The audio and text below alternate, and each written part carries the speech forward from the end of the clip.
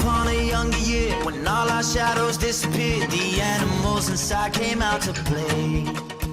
Went face to face with all our fears, learned our lessons through the tears.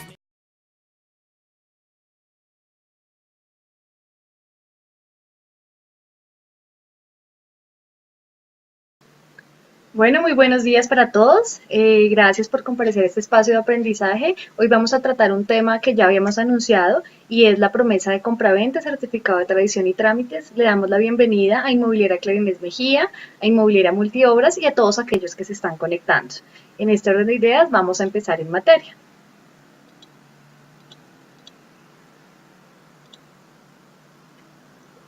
Lo primero que vamos a hablar es acerca del certificado de tradición y libertad.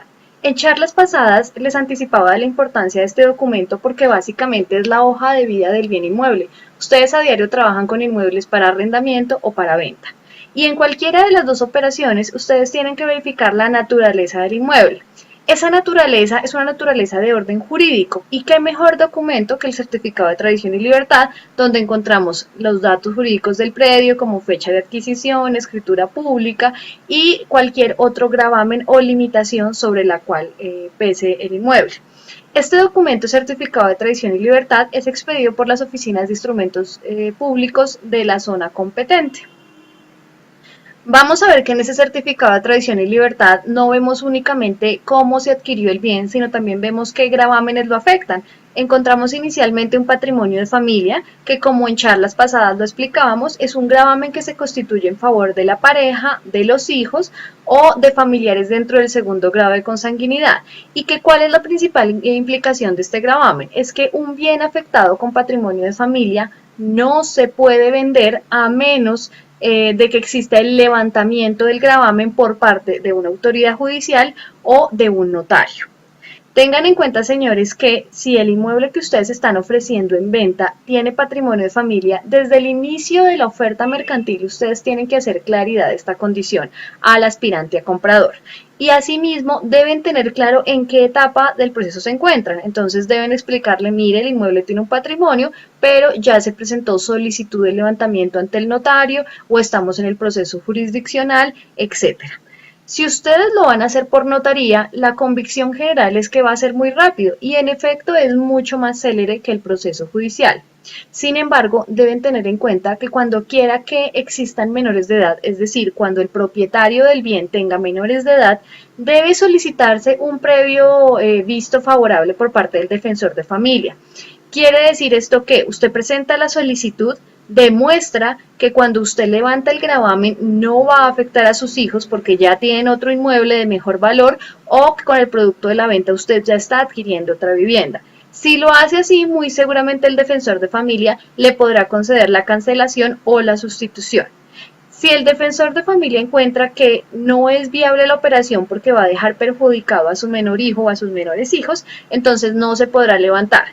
Es por este motivo que siempre sugerimos que al interior de las promesas de compraventa con bienes con este tipo de afectaciones se deje constancia que el promitente comprador conoce del patrimonio de familia que pesa sobre el inmueble y que acepta todos los riesgos derivados de una no aceptación de levantamiento, que él entiende que la fecha se puede prorrogar hasta determinado plazo. ¿Para qué? Para evitar que a futuro al vendedor le aleguen el incumplimiento y pues como es su cliente usted tiene que defender los intereses del mismo.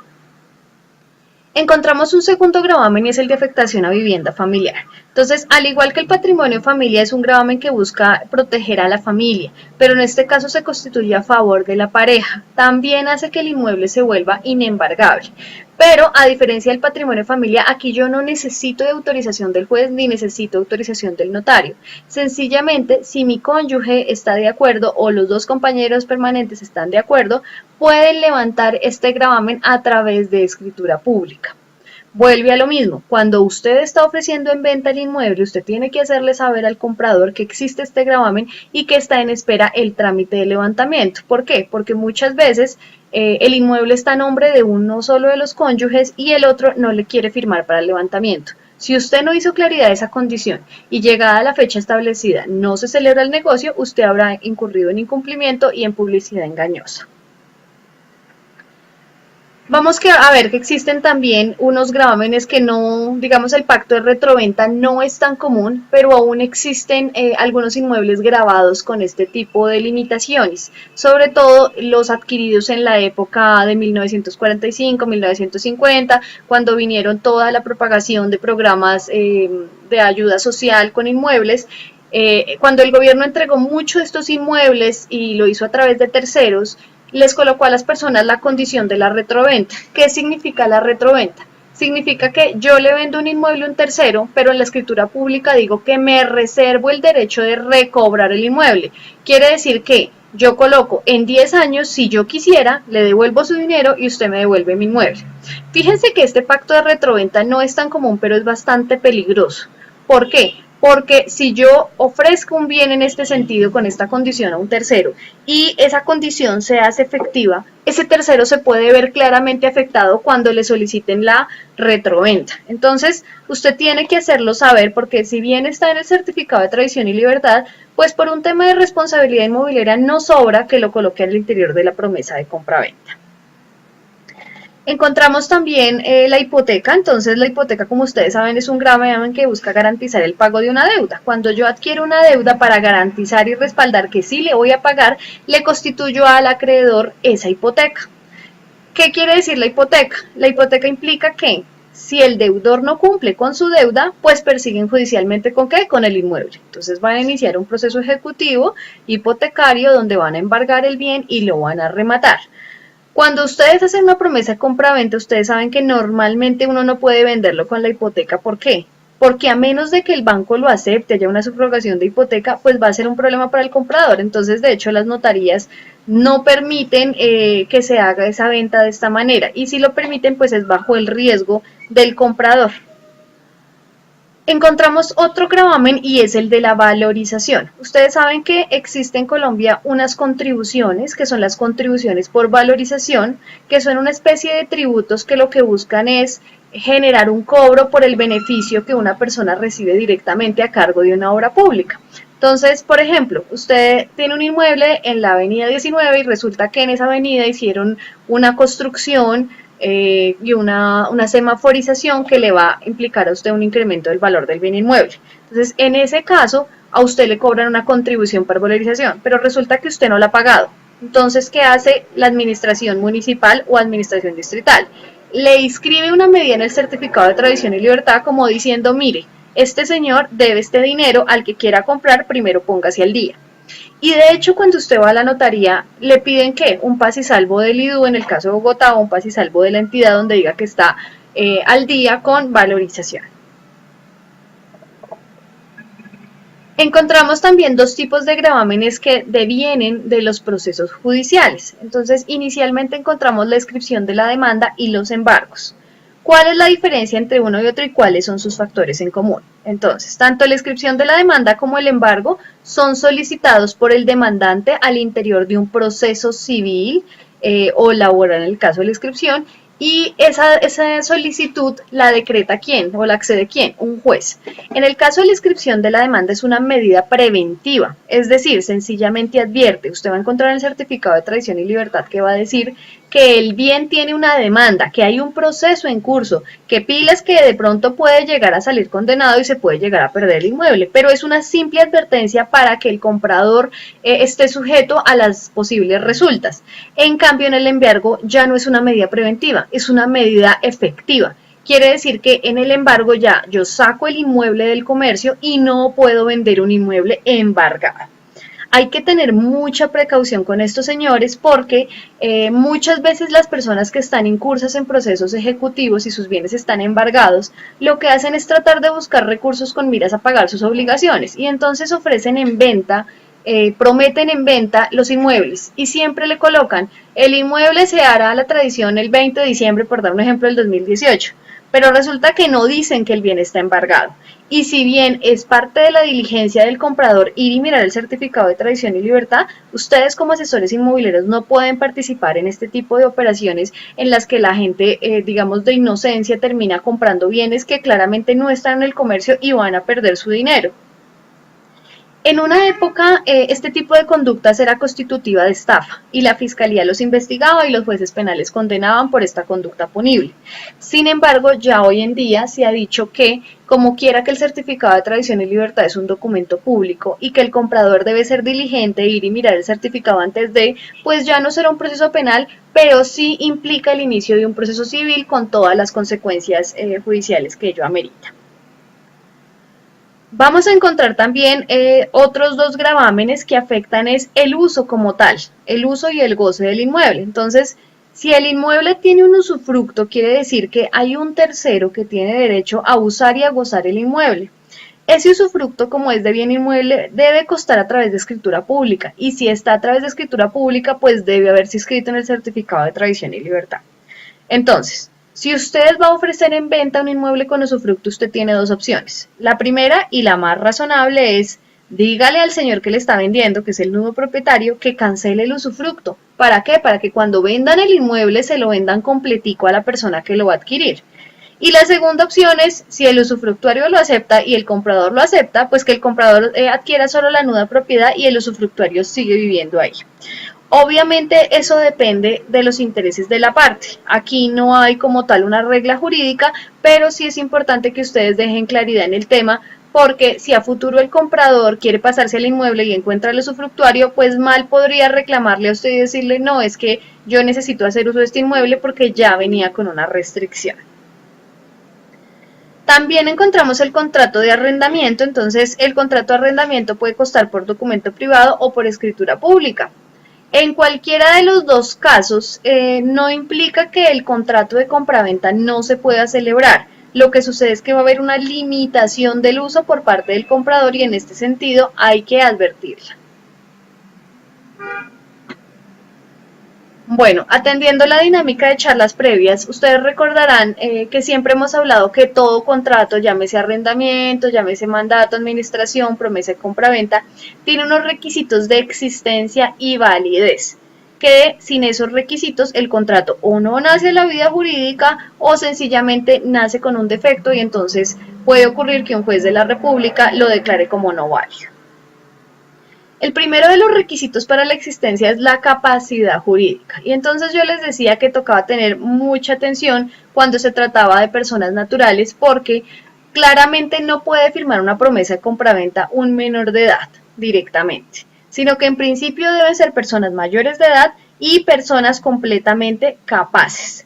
Capaces en el sentido en que no sean interdictos por demencia o por disipación, y en la charla pasada explicábamos que eran aquellas personas que malgastaban su dinero y por una disposición judicial no podían administrar los bienes en el caso de la disipación, y en el caso de la demencia pues porque hay un dictamen médico donde explica que la persona no está en la capacidad de tomar decisiones por sí misma. Entonces tiene que ser mayor de edad y capaz. Si el propietario del inmueble es un menor de edad, entonces tendría que hacerse a través de sus representantes o curadores, y como quiera que es un menor de edad, se tiene que obtener autorización previa de la autoridad judicial.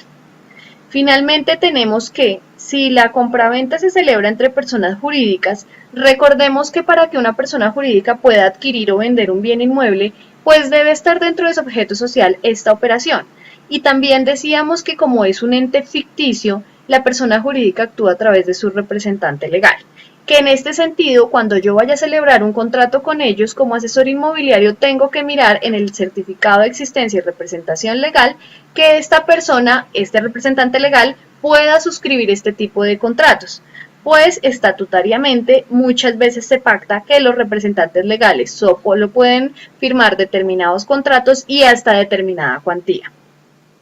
Y les decía también la vez pasada, si ustedes van a firmar una promesa de compraventa y el negocio es de 1.000 millones y el representante legal solo está autorizado para firmar contratos de 500 millones, entonces como asesor inmobiliario usted no debe pensar se dañó el negocio. No, sencillamente usted le dice, oiga, señor representante, pídale a la Asamblea General de Accionistas o a la Junta de Socios que lo autorice a la firma de este contrato en comento. ¿Cómo se hace esa autorización? Se hace a través de un acta del máximo órgano social donde se expresa el negocio jurídico, cuál es el bien inmueble, cuánto es el precio, cuándo se va a firmar escritura, promesa, etc. Tengan cuidado con el tema de los poderes generales y especiales, señores. En una época uno utilizaba el poder general para vender inmuebles y el poder decía que el apoderado puede suscribir todo tipo de contrato de compraventa sobre cualquier bien. Hoy en día las notarías no permiten la firma de escrituras públicas con ese tipo de poderes, sino que en el poder debe decir: está autorizado para vender el bien inmueble identificado con matrícula tal, dirección tal, cédula catastral tal. Si ese poder general no cumple con este requisito, usted no podría celebrar la promesa de compraventa y la escritura pública no podría otorgarla. Igualmente, en el poder especial debe dejar claridad. Ahorita ya vamos a ver qué requisitos deben identificarse o qué requisitos deben observarse para identificar plenamente el bien, so pena que el poder se les quede en la mitad. Y es que muchas veces ustedes como asesores inmobiliarios, cuando encuentran un cliente del exterior, lo que hacen es pedirle un poder y resulta que el poder no sirve porque no cumple con los requisitos y toca pasar por la vergüenza de llamar a la persona y pedirle un nuevo poder. Entonces el objetivo es que no les toque incurrir en este tipo de desgaste administrativo. Bueno, así como debe haber una capacidad jurídica de las partes, el bien inmueble también debe tener un objeto lícito. Entonces, como ya les decía, debe estar libre de embargo. ¿Por qué de embargo? Porque está fuera del comercio y usted no puede venderlo. Que el proceso ya se va a terminar, que es que ya estamos haciendo un acuerdo de pago, hasta que no exista providencia judicial de levantamiento de medida cautelar, la cual se aterriza a través de un oficio de desembargo y se registra en instrumentos públicos, usted no puede hacer ningún negocio sobre ese bien. Que esté libre de usufructo, salvo que el usufructuario lo autorice o que usted lo cancele. Que esté libre de pacto de retroventa, como les decía, que no exista esa posibilidad de retomar el inmueble, salvo que el comprador asume el riesgo, y que esté libre de patrimonio de familia o afectación a vivienda, salvo que claramente que lo levante ante la autoridad competente. En materia de promesa de compraventa hay una ley desde el año 1887 que parece que en la actualidad todavía no la conociéramos, y les voy a explicar por qué. El artículo 89 de la ley 153 de dicho año, lo primero que dice es que para que una promesa de compraventa exista, es decir, nazca la vida jurídica, debe constar por escrito. Si no consta por escrito, no produce efecto alguno. Entonces, señores, ustedes pueden estar en una asamblea y resulta que una persona ofrece en venta y el otro acepta comprar ese inmueble, y así usted tenga 40 testigos, así hayan grabaciones, así usted tenga cuanto elemento de prueba considere, si no está por escrito, esa promesa de compraventa no nació de la vida jurídica. Y esto es una reflexión porque muchas veces en el diario inmobiliario lo que hacen los asesores es que como la promesa se va a firmar, la escritura se va a firmar mañana directamente en la notaría, omiten la promesa. Señores, nada más inseguro que hacer eso. ¿Por qué? Supongamos que usted habla con su cliente y usted le dice, bueno, mire, usted va a comprar este inmueble, listo, mañana vamos a firmar escritura pública.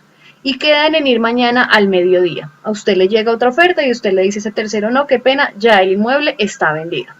Usted comparece a la notaría y resulta que el otro señor no llegó. Y usted dice, voy a iniciar un proceso por incumplimiento porque no llegó. La notaría le dice, qué pena, yo no le doy constancia de nada porque la promesa no constó por escrito. Y como no constó por escrito, entonces no existe ningún negocio jurídico. Entonces siempre hay que firmarlo, así sea por media hora, por una hora, siempre hay que firmar la promesa de compraventa.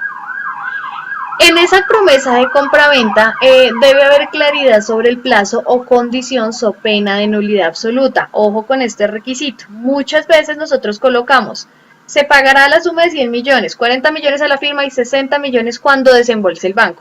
Esa cláusula adolece de nulidad. ¿Qué quiere decir eso? Que no produce ningún efecto, es completamente inválida.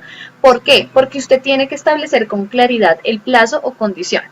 Entonces, cuando usted coloque la cláusula de precio, usted debe indicar, se pagará el día 15 de diciembre, o se pagará dentro de 3 meses, o se pagará en el previo desembolso del banco, en todo caso, el día tal. Y colóquele una fecha máxima, porque si no, esa promesa no va a existir. Bueno, el tema de la claridad y la precisión en la promesa de compraventa obedece a que esta norma indica que la promesa de compraventa debe ser tan integral, tan completa, que usted diga, solo falta otorgar la escritura pública para que el negocio exista. O sea, que usted debe haber pactado las partes, los estados civiles, el inmueble, si es la cabida por linderos, todos los datos que usted diga, ya con eso puedo firmar escritura pública en media hora. Si está así, está perfecto. Si no, no. Recordemos que la promesa de compraventa es un contrato donde yo prometo comprar o prometo vender, pero esa promesa debe elevarse u otorgarse a través de escritura pública. Y adicionalmente, esa escritura pública que es conocida como el título, que es la fuente que me da a mí la propiedad, debe inscribirse en el registro de instrumentos públicos. ¿Para qué? Para que ocurra el modo de la tradición. Si yo tengo el título pero no lo registro, no soy propietaria. Si yo tengo promesa de compraventa y nunca otorgué escritura pública, no soy propietaria. Bueno, gracias por las preguntas. Al finalizar vamos a hacer una jornada de preguntas, entonces ténganlas ahí pendientes y con mucho gusto las solucionamos. Bueno, vamos a empezar entonces ya en el detalle cómo funciona el tema de la promesa de compraventa, qué debe contener. Entonces yo sé que ustedes muchas veces manejan modelos, pero los invito a que revisen los modelos de promesa de compraventa que maneja cada inmobiliaria, porque incluso en los pequeños detalles uno encuentra deficiencias. Entonces lo primero es, en cuanto a la identificación de las partes, el domicilio y el estado civil. Lo primero, la identificación de las partes es conforme aparezca en la cédula, nada de seudónimos, nada de apodos. Uno ve mucho en la práctica inmobiliaria que las personas colocan los nombres que aparecen en los correos electrónicos o como firmó en el documento de conocimiento de cliente, pero no miran realmente cómo aparece en la cédula y esa es la verdadera identificación.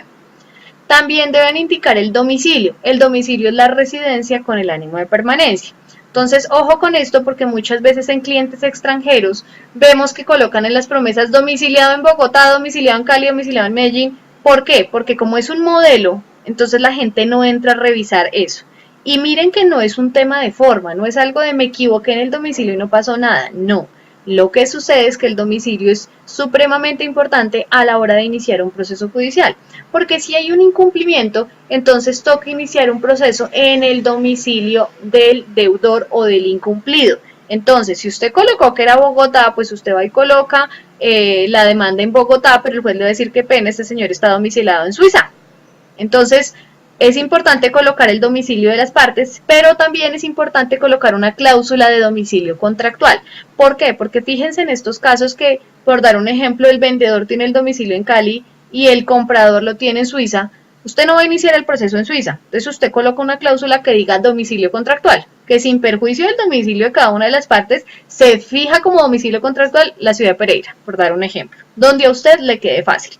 Y ustedes dirán, bueno, pero eso ya no es problema mío porque pues yo hice el negocio con el cliente, ya me pagaron mi 3, mi 5%, entonces pues yo ya ahí no tengo nada que ver. Pues no, señores, porque resulta que como usted está brindando una asesoría, usted tiene que velar por los intereses de su cliente porque a futuro van a empezar las reclamaciones. Es importante también que en ese encabezado del contrato ustedes coloquen el estado civil de las partes de promitente vendedor y promitente comprador. Y entonces, señores, creo que en alguna charla les explicaba que es que en Colombia existe una fea costumbre de inventarse estados civiles. En Colombia usted es soltero o usted es casado. Usted no es en unión libre, ni usted es viudo, ni usted es separado. Si usted tiene unión marital de hecho, es soltero con unión marital de hecho. Si usted no tiene compañero permanente, entonces usted es soltero sin unión marital de hecho. Y usted puede ser casado, entonces puede tener sociedad conyugal vigente o puede tener sociedad conyugal disuelta y liquidada. ¿Por qué es importante esto? Por dos razones. Primero, porque la notaría se lo pide, número uno. Número dos, porque resulta que esa persona que está adquiriendo, al decir que es casada con sociedad conyugal vigente, automáticamente está diciendo que la mitad de ese inmueble le va a pertenecer a su cónyuge, o en el caso de la sociedad patrimonial, de hecho, a su compañero permanente.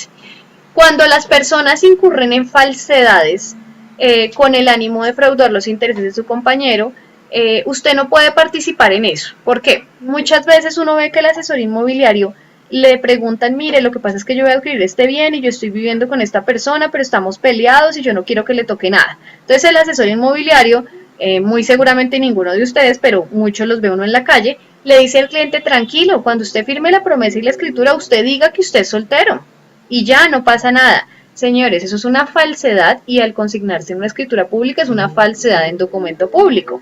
Y si de pronto ese señor cliente, cuando lo procesen, de pronto el esposo o la esposa molesta porque hizo esa falsedad, cuando ponga la denuncia dice, ay, es que fue que el asesor inmobiliario me dijo que hiciera eso, y lo llaman a usted al proceso. Entonces hay que abstenerse de este tipo de conductas, no solo pues por cumplimiento de la ley, sino también por prevención legal. Bueno, en la promesa de compraventa usted debe identificar muy bien el inmueble. ¿Qué es una plena identificación? Entonces usted debe decir la dirección, dirección completa, la ciudad, la matrícula inmobiliaria, la cédula catastral, los linderos, entre otros. Muchas personas colocan cuyos linderos se encuentran en la escritura pública número tal y ya. Esa promesa de compraventa le quedó incompleta. Usted tiene dos opciones. O coloca cuyos linderos son los siguientes y los transcribe todos en la promesa, o coloca cuyos linderos se encuentran en hoja anexa, la cual hace parte integrante del presente contrato. Pero cualquiera de los dos casos usted tiene que transcribirlos. Entonces, si es la pereza de no escribirlos, lamentablemente esa pereza le va a costar el negocio jurídico. Entonces, tienen que colocar sí o sí los linderos. Ojo con el tema de la matrícula inmobiliaria, que uno muchas veces ve que colocan la matrícula, no sé, 50N234, pero no dicen de qué oficina de instrumentos públicos. Cuando llega a la notaría, muchas veces los notarios tampoco se dan cuenta y pasan el error. Llega al registro de instrumentos públicos y en instrumentos públicos dicen, ¿y esta matrícula de dónde es? ¿Yo dónde la escribo? ¿Yo cómo sé si soy competente? ¿Y qué le toca? Aclarar la escritura pública, pagar derechos notariales y esperar 8 días más a que se lo registre. Entonces hay que tener precaución con esto. Esta descripción que yo les acabo de decir debe constar tanto en la promesa de compraventa como en el poder, que era lo que les decía hace unos minutos. Si le van a otorgar un poder para firmar la promesa de compraventa y la escritura, debe indicar: se le otorga poder para suscribir promesa de compraventa o escritura pública en su calidad de comprador o vendedor sobre el bien inmueble identificado con dirección tal, cédula catastral tal, matrícula inmobiliaria número tal, de la ciudad de tal y cuyos linderos son tales en tal y tal escritura pública. Si usted no hace el poder así de completo, tiene una alta probabilidad que la notaría se lo devuelva y no le deje firmar la escritura y tenga que correr con la pena de volver a pedir un nuevo poder. En la promesa de compraventa también debe indicar el título de adquisición. Entonces, debe establecer a través de qué fuente fue que lo adquirió y muchas veces, por la costumbre del copy-page, se coloca escritura pública número tal de compraventa y resulta que no es una compraventa, sino que usted lo adquirió por sucesión a través de escritura tal o sucesión a través de providencia judicial del juzgado de familia tal, o de pronto usted lo adquirió por declaración de pertenencia en un proceso civil ante el juez civil tal. Entonces fíjense que ese título de adquisición no es solamente copiar y pegar, sino es realmente mirar cómo fue que el vendedor lo adquirió. ¿Y cómo miro yo eso? En el certificado de tradición y libertad, en la última anotación. Pero debe tener mucha claridad si fue una sentencia, si fue una providencia judicial cualquiera, si fue una sucesión, si fue una compraventa, si fue una permuta. Fíjense que puede cambiar ahí miles de variables. Si fue una donación, entonces tienen que revisar atentamente este detalle. En cuanto al precio de venta, yo les decía que debía existir claridad en las fechas o plazos, que yo no lo puedo dejar ilimitadamente, decir que firma promesa cuando el banco desembolse sin saber cuándo se desembolsa, pero también debo decir una claridad en los valores. Entonces, el precio debe estar determinado, determinable. Quiere decir que yo debo indicar si son 100 millones exactos, son 100 millones. Yo no puedo decir a la cifra que esté vigente el valor en la fecha de otorgamiento. No, tengo que poner una condición cierta. Siempre se aconseja que se coloque una suma certera, no dejarlo supeditado a condiciones. Y si va a supeditarlo a condiciones, pues deben ser condiciones verificables. Caso, por ejemplo, compraventa de carros, como para darles el símil, usted puede decir al valor que está en la revista Motor el día 15 de febrero, ¿sí? Pero usted estableció una condición certera, pero usted no puede decir al valor que en ese momento coja el bien. No, pero de acuerdo con quién y cómo sé eso. Ese precio también debe ser justo. ¿Qué significa que sea justo? No es que a usted le parezca justo o injusto que le están pagando muy poquito a su vendedor. No, es que la ley dice que el precio no debe ser menor de la mitad ni mayor del doble del precio comercial. ¿Por qué? Porque si llega a incurrir en alguno de estos dos defectos, usted va a quedar incurso en lesión enorme. Entonces, ¿qué quiere decir esto? Si usted tiene un inmueble, usted lo está vendiendo en 100 millones y resulta que el inmueble comercialmente vale 210 millones, o sea que usted lo está vendiendo por debajo del 50%, ¿cierto? Entonces usted lo vendió con la necesidad porque estaba muy urgido de dinero, entonces usted como vendedor, listo, se lo vende en ese valor. El comprador dice, ay, qué maravilla, hice el negocio de la vida. Pero resulta que el vendedor lo ampara la ley y la ley le dice, señor vendedor, como usted vendió por debajo del 50%, si usted quiere, vaya y demande a ese comprador y pida una rescisión por lesión enorme, es decir, deshaga el negocio o dígale que venga y le dé lo que hace falta para completar como mínimo la mitad del inmueble o el valor comercial que estaba en ese momento. Entonces, fíjense la gravedad de este tema. Para el vendedor maravilloso porque pues si el vendedor actúa de mala fe, él puede hacer ejercicio de esta acción legal que no es lo debido. Pero el pobre comprador, él compró ese precio, pero él no lo hizo con el ánimo de defraudar a nadie, sino que le pareció un buen negocio. Pero él sí va a asumir el riesgo de que después el vendedor venga y le recobre. Entonces hay que explicarle muy bien esto al comprador cuando es su cliente. El precio debe ser serio. ¿Qué significa que ese precio sea serio? Que no sea irrisorio. La ley dice que si el precio de compraventa es irrisorio, entonces pues no hay compraventa. Les doy un ejemplo. Va a haber un inmueble, un edificio comercial, y yo les digo que se lo vendo en 100.000 pesos. Eso es irrisorio, entonces yo le digo, no, usted está molestando. La ley lo que dice ahí es, usted está bromeando, entonces yo hago de cuenta que ahí no hubo nada. Y el precio debe ser real, es decir, que no puede estar simulado. ¿Cuándo vemos esto? Entonces resulta, señores, que muchas veces las personas para evitar que cuando mueran sus bienes pasen a terceros a través de la herencia, lo que hacen es que le venden a los hijos. Entonces, mi hijo le vendo la casa para que le quede a usted y a su hermano que fue mal hijo, a ese no le toque nada. Entonces resulta que usted hace la compraventa y su hijo nunca le pagó nada, nunca hubo un movimiento bancario. Eso es una venta simulada. Entonces, el otro hijo que se vio afectado o cualquier tercero que se ve afectado puede iniciar una acción legal en contra del vendedor y en contra del comprador donde diga esa venta fue simulada. Entonces, como asesores inmobiliarios también he visto en la práctica que muchas veces aconsejan eso. Entonces le dicen, no, yo le hago la planeación de la herencia. Eso de planeación de la herencia no tiene nada. Usted lo que le está diciendo es que incurra en una mentira. Si usted realmente quiere asesorar a su cliente, pues busque la ayuda de un profesional, pero igual en estos casos hay muchas figuras, un fideicomiso civil, una donación del inmueble con reserva de usufructo. Hay cantidad de figuras sin que usted tenga que incurrir en mentiras y logre pues cumplir cuáles son sus pretensiones. El tema de las arras. En toda promesa de compraventa uno siempre ve las arras. Y resulta que las arras legalmente existen de 3 tipos. En el Código Civil encontramos las arras de retracto y las confirmatorias, y en la jurisprudencia encontramos las penales. Las de retracto significa que usted dice, señor comprador, usted me paga 5 millones de arras de retracto. Si usted se retracta del negocio, las pierde. Pero si soy yo el que me retracto, tengo que devolverle 10 millones, el doble. Las confirmatorias son unas arras que benefician básicamente al comprador. ¿Por qué? Porque uno dice, señor comprador, págueme 5 millones. Si el negocio se hace, se imputan al precio. Y si el negocio no se hace, se las devuelvo. O sea que el vendedor ahí no ganó nada. Muchas veces las inmobiliarias colocan las confirmatorias desconociendo este aspecto. Entonces uno tiene que ponerse en el lugar de quién es mi cliente. ¿Qué me interesa? ¿Proteger al vendedor o proteger al comprador?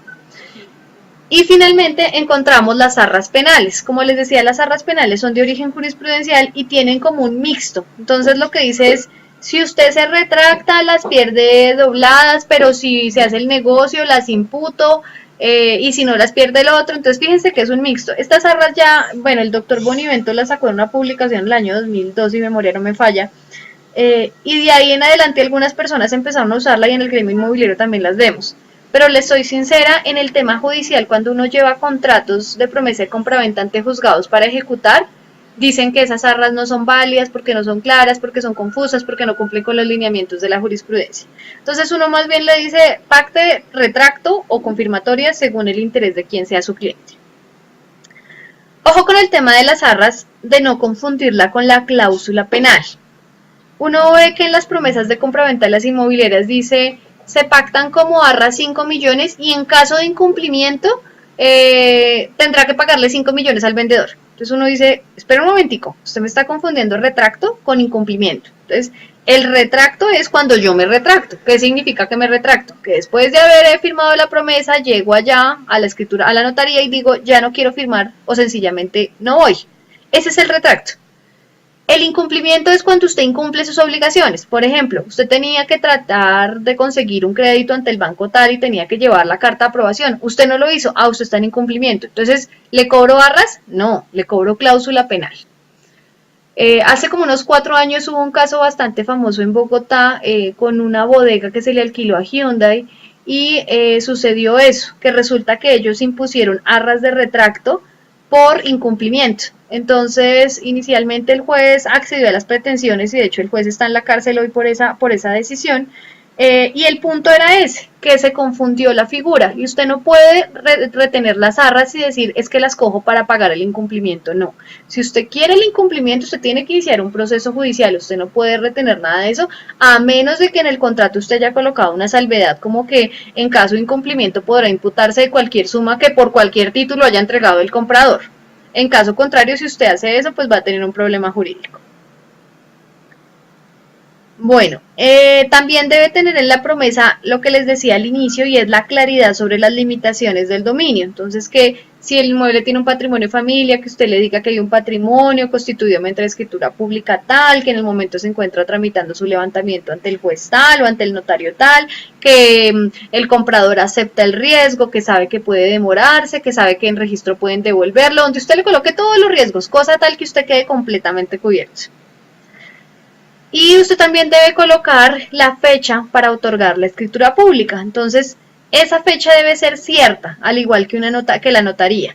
Usted lo que puede, digamos, omitir sin ninguna gravedad es la hora. Usted puede ser el 15 de mayo del 2018. Puede que usted no coloque a las 8 o a las 2, pero eso no lo invalida. Pero sí debe colocar año, mes y día y la notaría definida. Por eso es que cuando colocan en las promesas, cuando en la notaría que las partes digan y el día que las partes digan, pues eso no tiene ninguna validez. También encontramos que en la promesa de compraventa usted debe tener un pacto de gastos notariales y de impuestos y demás. ¿Qué pasa si usted no lo hace? Entonces, en algunos casos la ley le suple el vacío. Por ejemplo, si usted no dijo nada sobre los gastos notariales, entonces usted se va a la costumbre mercantil y, por ejemplo, aquí en Bogotá la costumbre mercantil certificada por la Cámara de Comercio es que es 50% y 50% comprador y vendedor. Fíjense que es porque la Cámara de Comercio lo tiene certificado como costumbre mercantil. No es que yo considere que todos los inmobiliarios en mi zona lo hacen y ya se hizo costumbre. No, debe haber una certificación de autoridad competente. Debe haber claridad también sobre el tema de los gastos de los impuestos, de los servicios públicos, etc. Ahora, por regla general, ahorita vamos a ver que la retención en la fuente lo asume ¿quién? El vendedor, porque es el que recibe el ingreso. Pero usted puede pactar que no, que como el inmueble se vendió tan barato, lo pague el comprador. En ese caso usted lo puede pactar en el contrato, pero tenga en cuenta que cuando el fisco, es decir, la DIAN o la autoridad fiscal lo vaya a requerir, para la DIAN le da la misma que sí o no lo hayan pactado, él dice yo me voy tras el vendedor porque la ley tributaria dice que el ingreso se causa en cabeza del propietario.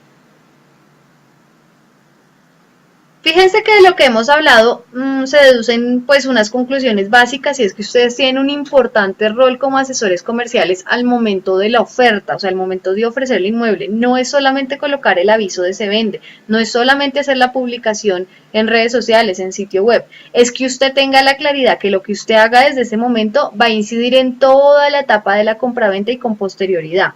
Entonces, cuando usted haga la oferta, primero mire la capacidad de las partes, que la persona titular del inmueble pueda vender, porque usted qué hace con el bien inmueble de un niño de 8 años y usted ofreciéndolo en venta y usted ni siquiera sabe si han iniciado en el proceso de levantamiento de permiso de venta.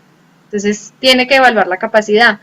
Segundo, debe tener claridad sobre el estado jurídico del inmueble. Entonces, lo que les decía, ojo con la responsabilidad o con el tema de publicidad engañosa. Yo tengo responsabilidad cuando digo que a la casa le da el sol de la mañana y mentiras, no le da el sol de la mañana. Yo tengo responsabilidad cuando digo, no, ese inmueble lleva deshabitado 5 años y mentiras. En los últimos 5 años había tráfico de estupefacientes y entonces el inmueble está completamente dañado por las sustancias nocivas.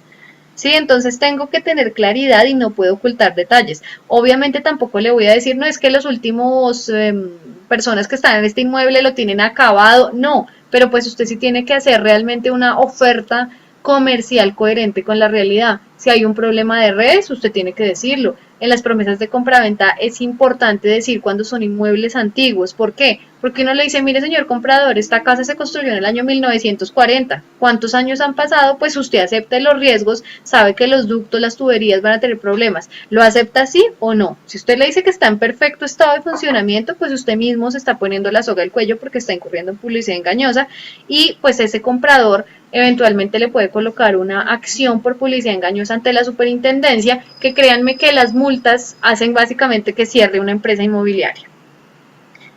Cuando ustedes estén asesorando sobre el pacto del precio, entonces deben explicarle lo de lesión enorme, que no sea menor de la mitad ni superior al doble. Y deben advertirle al cliente sobre las solemnidades. Entonces siempre expliquen al cliente por qué debe costar por escrito, porque muchas veces ellos dicen, no, no me ponga a firmar nada, vamos a la escritura pública y ya. Entonces usted tiene que explicarle la importancia jurídica.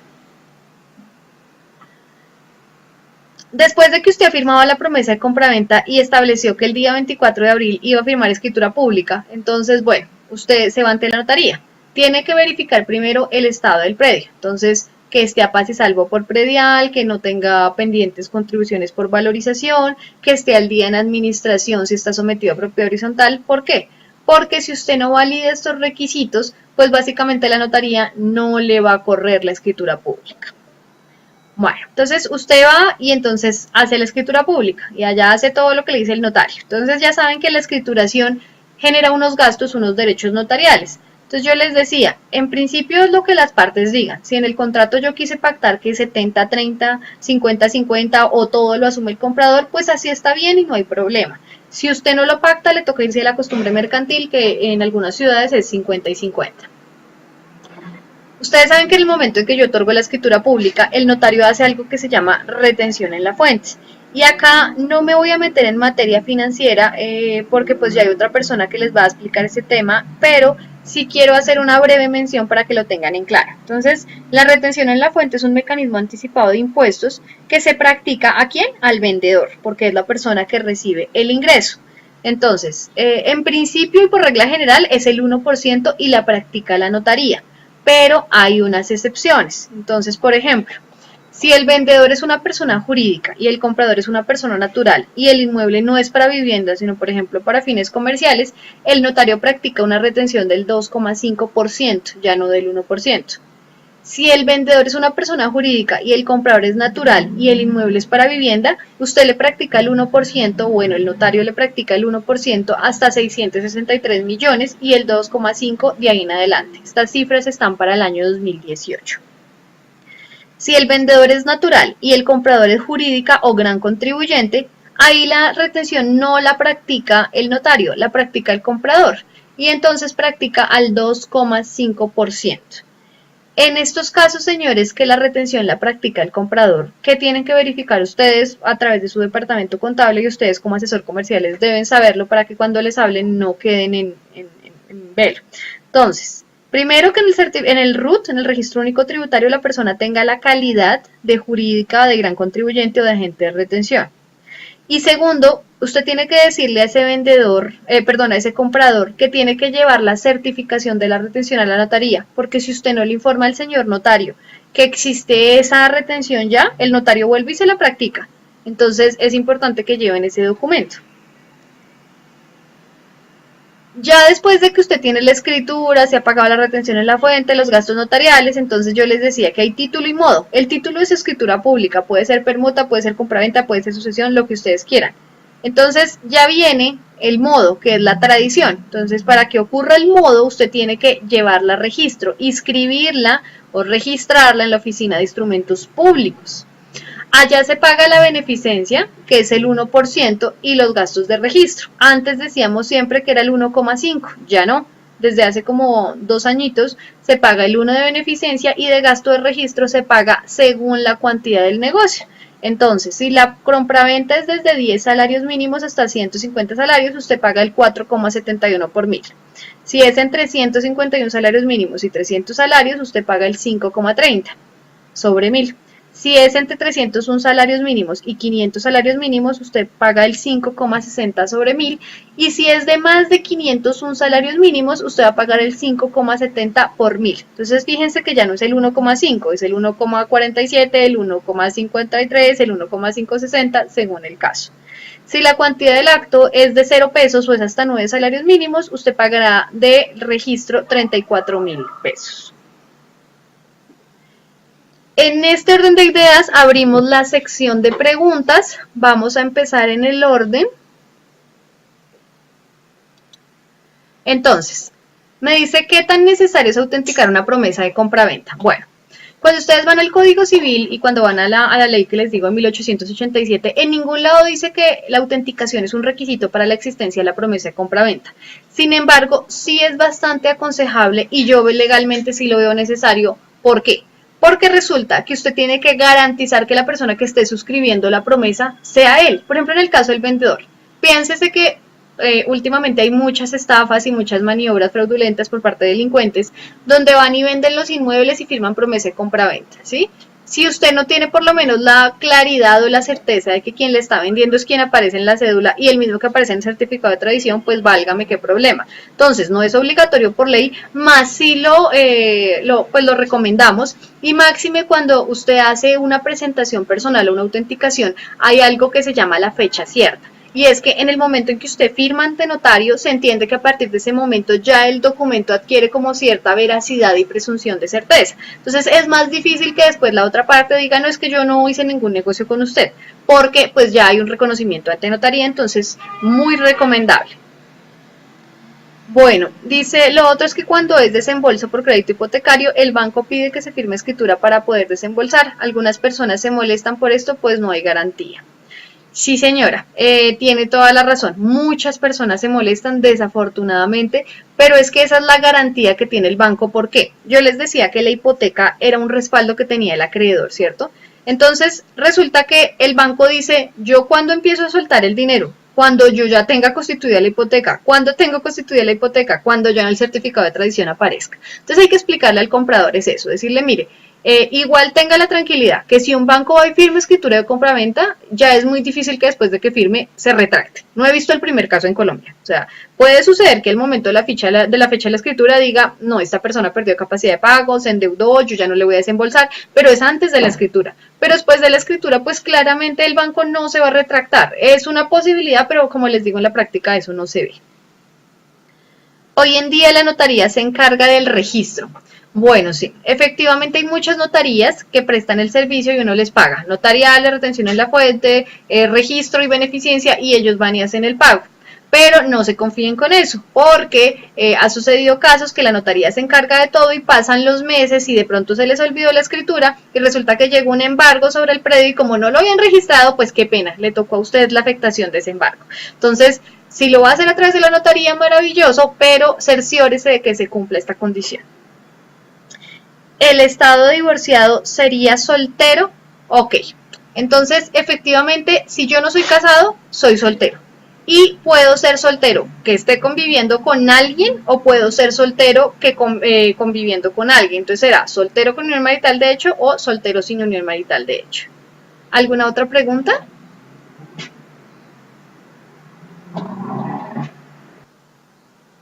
Bueno, mientras surgen más preguntas al respecto de la pregunta del desembolso por crédito hipotecario, me gustaría, digamos, explicarles algo y es algo muy típico que ocurre, es que las personas dicen, si el banco no me desembolsa, entonces fírmeme una letra de cambio. Entonces, hay que explicarle al comprador que mire, la letra de cambio no es necesaria ni le sirve de nada. Para eso usted tiene una escritura pública de compraventa, ¿sí? Entonces, en el caso del vendedor. Entonces hay que explicarles eso porque muchas veces nos llenamos de títulos valores, de pagarés, de cheques y eso no es una práctica adecuada porque usted está generando doble respaldo por la misma causa.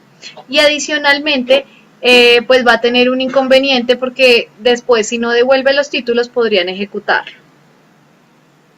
Liliana Gómez me dice, por favor, me repite las limitaciones de dominio. Bueno, las voy a enunciar.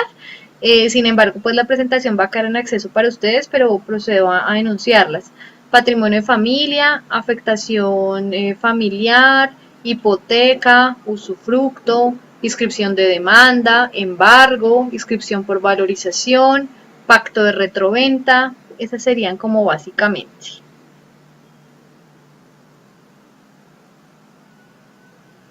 Gracias a Luque Medina por sus comentarios.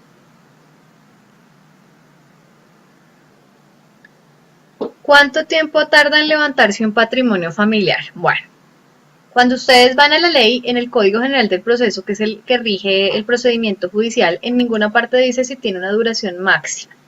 Eso depende de la plaza. Entonces yo les puedo decir que a nivel de Bogotá se puede estar demorando entre 1 y 3 años y a nivel de municipios aledaños se puede demorar un año.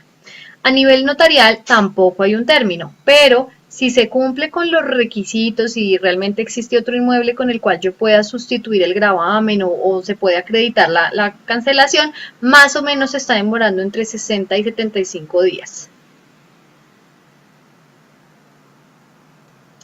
¿Qué otros procesos adicionales y ante qué entidades deben tener en cuenta para la venta de inmueble de propiedad de un menor de edad? Bueno, entonces lo que les digo, digamos si es de propiedad de un menor de edad, toca pedir un permiso judicial para poder vender ese inmueble. Entonces cuando yo ya tenga el permiso, puedo iniciar la oferta comercial y eso se puede demorar 1, 2, 3 años según la plaza judicial. ¿Qué otras entidades se pueden ver involucradas? Digamos a nivel de defensor de familia, cuando lo pienso hacer ante notario en determinadas actuaciones, si el defensor de familia me da el permiso. Muchas gracias por acompañarnos, gracias por sus preguntas y sus comentarios tan valiosos y quedamos prestos si tienen algunas nuevas inquietudes sobre este tema, por favor las envíen para la próxima charla.